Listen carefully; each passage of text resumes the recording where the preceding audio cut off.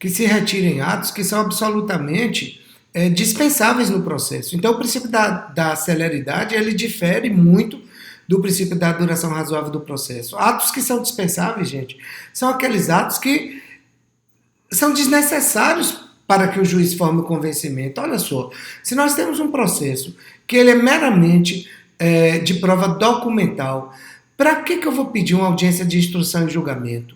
Para que eu vou pedir uma oitiva de testemunha? Para que eu vou pedir depoimento das partes? Se o assunto que está sendo debatido ali é um assunto que se prova com documentos, um contrato, ou o contrato existe ou não existe, um cheque, ou ele existe ou não existe, para que eu vou procurar um ato processual que a priori é absolutamente desnecessário? Então, quando se fala no princípio da celeridade, está justamente falando, olha, vamos reduzir os atos processuais, porque aí dessa forma nós conseguimos dar celeridade à prestação jurisdicional. Ou seja, a gente consegue que o Estado dê a resposta com ele, com o mínimo de esforço, dentro do menor tempo possível, claro, respeitando aí tanto os princípios que nós vamos falar lá na frente, contraditório e ampla defesa. Estando assegurado isso, não há que se falar em ficar protelando o processo para que o Estado juiz tenha mais dificuldade, tenha mais dificuldade do ponto de vista do tempo para chegar à conclusão e prolate a sua decisão através da sentença. Tá bom? Então, a economia, princípio da celeridade é isso, é esse aí que a gente falou. Nós vamos passar para o princípio da economia processual, que deve-se obter o resultado com o mínimo de emprego da atividade processual. Mesma situação, muito parecido com o princípio da celeridade, é o da economia. Olha, vamos entregar com menos esforço, com a menor quantidade de atos possíveis, vamos dizer o direito aqui, de modo que nós não tenhamos que ficar utilizando de métodos protelatórios para chegar até a conclusão. Nós falamos do princípio da celeridade com o princípio da duração razoável do processo, com o princípio da economia processual, que é o último que nós vimos, nós temos que ver que eles estão intimamente ligados um ao outro. Nós, como advogados, os magistrados, os membros do Ministério Público, as partes que estão envolvidas naquela prestação jurisdicional, tem que ter um compromisso de fazer que com menos se chegue à conclusão daquele processo. Porque o meio protelatório, a gente ouve falar muitas vezes aí de que se utilizou para que ganhasse tempo, para isso, para aquilo, mas é um meio protelatório. Isso não pode ser uma rotina dentro de um processo, porque o processo tem que, enfim, entregar a quem provocou o Poder Judiciário o resultado daquela provocação dele. Isso é dizer, fazer o direito. Né? Você analisar os fatos que são trazidos, o Estado juiz analisar os fatos que estão trazidos ali através da petição inicial, analisar os fatos que estão na antítese através da contestação e dali formar o seu convencimento e entregar a prestação jurisdicional, que nada mais é do que a sua decisão sobre aquele ponto. Tranquilo? Então, assim, são princípios que estão intimamente ligados um ao outro e aí a gente não vai fazer confusão entre eles. Outro princípio, vamos lá, vamos antes de passar para o próximo, rever os nossos princípios estudados aqui, para que vocês não tenham perdido nada. Vamos lá, falamos do princípio da ação, do princípio da inércia, do dispositivo, da duração razoável do processo, falamos do princípio da celeridade, falamos da economia processual. E agora nós vamos para o princípio da instrumentalidade das formas. E eu vou começar esse princípio de trás para frente. Vamos lá. Você é um advogado, o cliente te contratou e para uma ação para que você ajuizasse uma ação indenizatória. E a sentença foi de improcedência. Ora, se eu estou me sentindo injustiçado, de que a sentença foi contrária à lei, que enfim, não se fez justiça, eu tenho o direito de recorrer para a instância de segundo grau. E aí eu, cliente, procurei você, advogado, e disse, olha, doutor, muito embora o juiz tenha decidido pela improcedência, eu gostaria de recorrer, porque eu estou achando a decisão injusta. Então eu gostaria de que houvesse opinião de órgão colegiado, de órgão do segundo grau, acerca dessa decisão.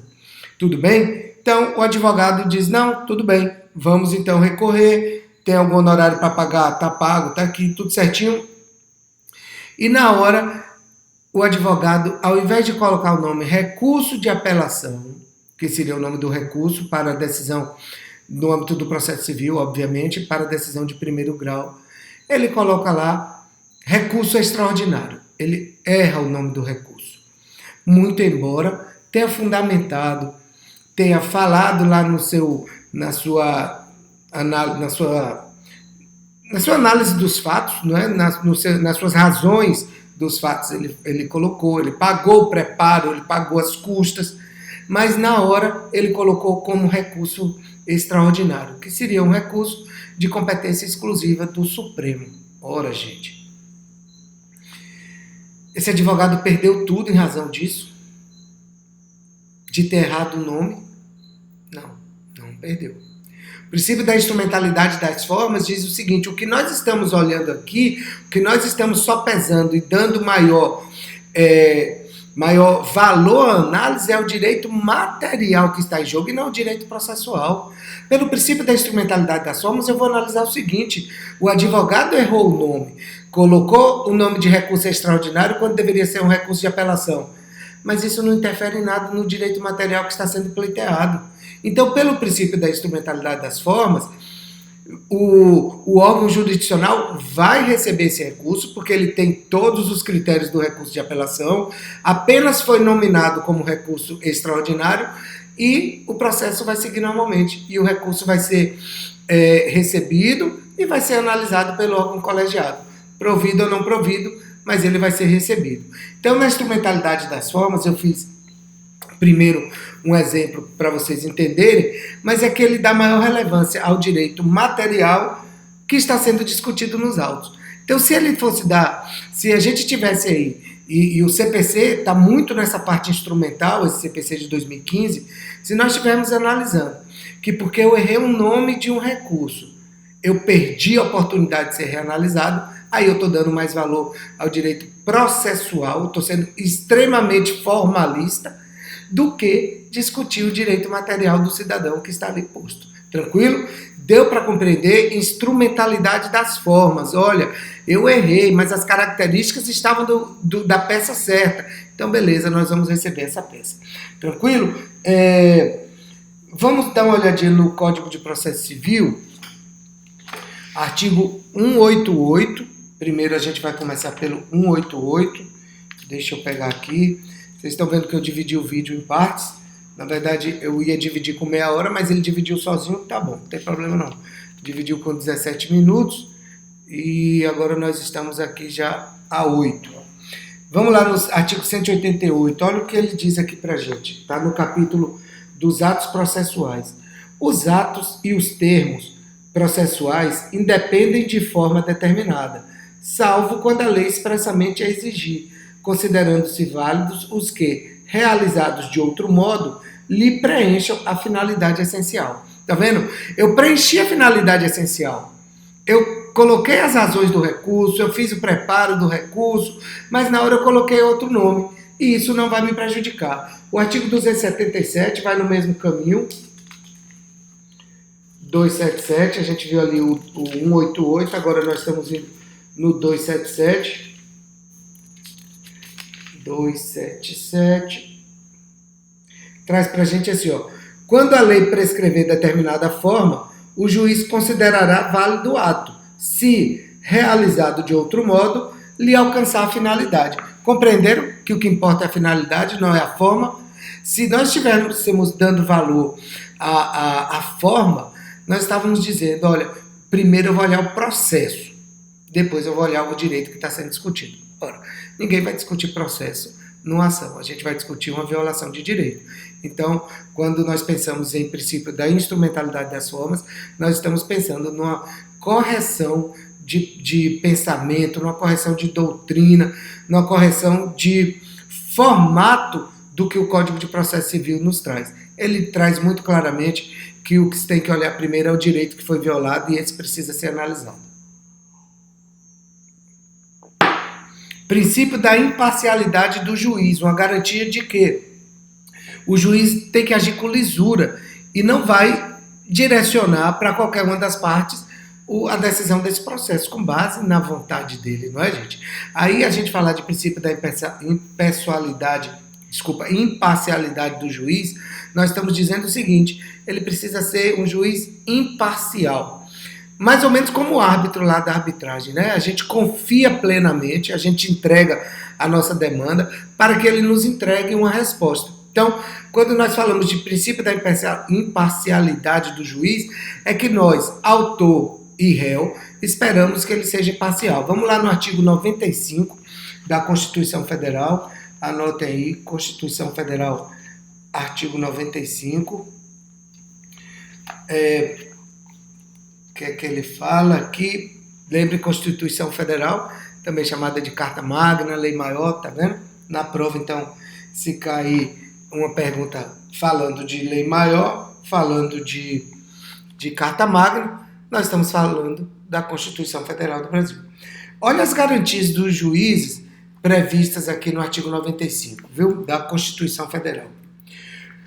Os juízes gozam das seguintes garantias. Inciso 1. Vitaliciedade, que no primeiro grau só será adquirida após 2 anos de exercício, dependendo da perda do cargo nesse período de deliberação do tribunal a que o juiz estiver vinculado, e nos demais casos, de sentença judicial transitada em julgado. Inciso 2. Inamovibilidade, salvo por motivo de interesse público, na forma do artigo 93, inciso 8. Irredutibilidade de subsídio, ressalvado o disposto nos artigos, e aí cita os artigos. Então, as garantias dos juízes estão aqui presentes. Ele tem que ser imparcial porque ele tem vitaliciedade, ele tem inamovibilidade, ele tem irredutibilidade salarial, tá? É um cargo, gente, que dá ao juiz a condição dele trabalhar com muita lisura, porque ninguém vai tomar o cargo dele, ninguém pode transferir ele de uma comarca para outra sem que ele peça, e também ninguém pode reduzir salários dele. Ora, então é uma situação muito tranquila para que ele julgue com imparcialidade as demandas que chegam na sua mão. Tá? Então esse é o artigo 95 da Constituição Federal, é um ponto aí para a gente grifar no nosso vade-mecum, essas três garantias que são colocadas aí para os nossos juízes, artigo 95 da Constituição Federal. Princípio da igualdade ou isonomia das partes, de que o juiz deve tratar as partes de forma igual. Né? Tem que dar isonomia às partes. Se uma parte comunica algo nos autos, aquela outra parte tem que saber que foi comunicado. Quando fala-se de tratamento igual, tratamento igualitário para as partes, o princípio fala disso, de isonomia, que sejam iguais, é que as partes têm que ir para o combate com o mesmo tipo de força atribuído do Poder Judiciário para ela. Né? Tem que dar a condição igual para que eles possam litigar com forças iguais. Vamos lá no artigo 7º do Código de Processo Civil. Em sala de aula é muito melhor, que eu peço para vocês irem lendo, já vão me ajudando aí. Falar para vocês que vocês fazem falta, a verdade é essa, fazem falta e muita falta. Sozinho aqui não é a mesma coisa, a gente tem se esforçado muito para dar o melhor de nós, mas a presença física de vocês é algo que não é substituído, tá? Queria deixar esse lembrete aí, vocês fazem muita falta. Uma semana que a gente está longe, mas parece que a gente tem, 10 anos que não se vê. Artigo 7º do CPC. É assegurada às partes paridade de tratamento, paridade de tratamento, em relação ao exercício de direitos e faculdades processuais, aos meios de defesa, aos ônus, aos deveres e à aplicação de sanções processuais, competindo ao juiz zelar pelo efetivo contraditório. Tá? Porque quando a lei diz cabendo ao juiz zelar pela garantia do contraditório, é que a outra parte tem que ser ouvida, gente. A outra parte precisa ser ouvida. Se há um requerimento de trazendo um documento novo, o juiz vai ter que dizer, olha, intima a outra parte para que ela se manifeste sobre esse documento. Democrático, lembra que eu falei muito em sala de aula? O processo é muito democrático. O Código de Processo Civil democratizou muito e facilitou a vida do jurisdicionado como um todo, porque não há que se praticar atos sem que tenha publicidade de atos, a gente falou disso também. Não há que se praticar atos que não sejam de ciência da outra parte, porque senão aí a gente compromete o exercício daqueles dois princípios que a gente já sabe e que a gente vai falar de novo, ampla defesa e contraditório, tá? As partes precisam atuar no processo dentro do mesmo patamar e isso se aplica tanto no campo formal quanto no campo material. Era o que eu queria para a gente encerrar esse ponto aqui. O que é que eu tenho de exemplo para vocês de neutralização de desigualdades? Olha só, nós temos situações que as desigualdades são significativas. Precisa se neutralizar. Tenho dois exemplos aqui agora para trazer para vocês. Estatuto do idoso. Qual é a prioridade que o idoso tem? Tramitação do processo.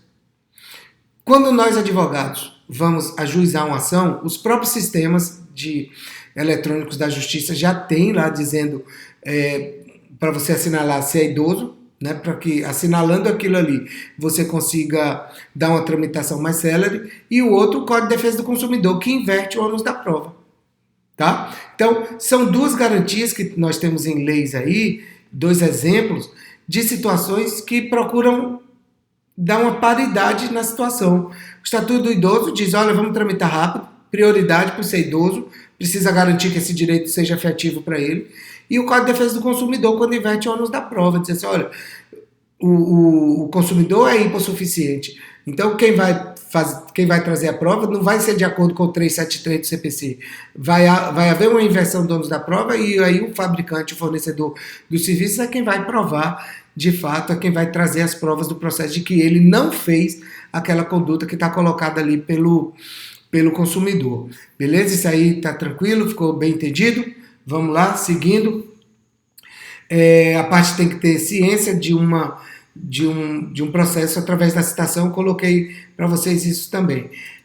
Vamos lá no artigo 5º, inciso 55 da Constituição Federal, que vai ser bacana para a gente ver o que nós terminamos de falar aqui. Artigo 5º, inciso 55, artigo 5º extenso, né? Pra caramba, artigo importantíssimo. Artigo 5º.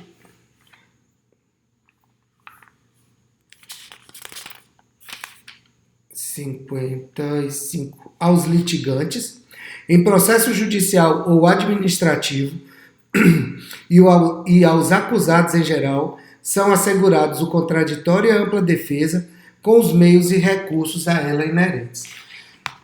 Compreenderam a importância do que está dito?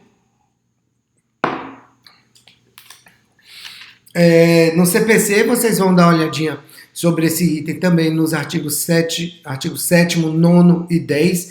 Nós já vimos em sala de aula, já fizemos a leitura, vocês já grifaram também esses artigos aí. Tranquilo? Só queria que vocês apontassem no caderninho de vocês aí agora, que vocês vão precisar se remeter a esses artigos do Código de Processo Civil. Vamos para a terceira parte do vídeo, vou dar uma paradinha aqui para começar a gravar a terceira e última parte.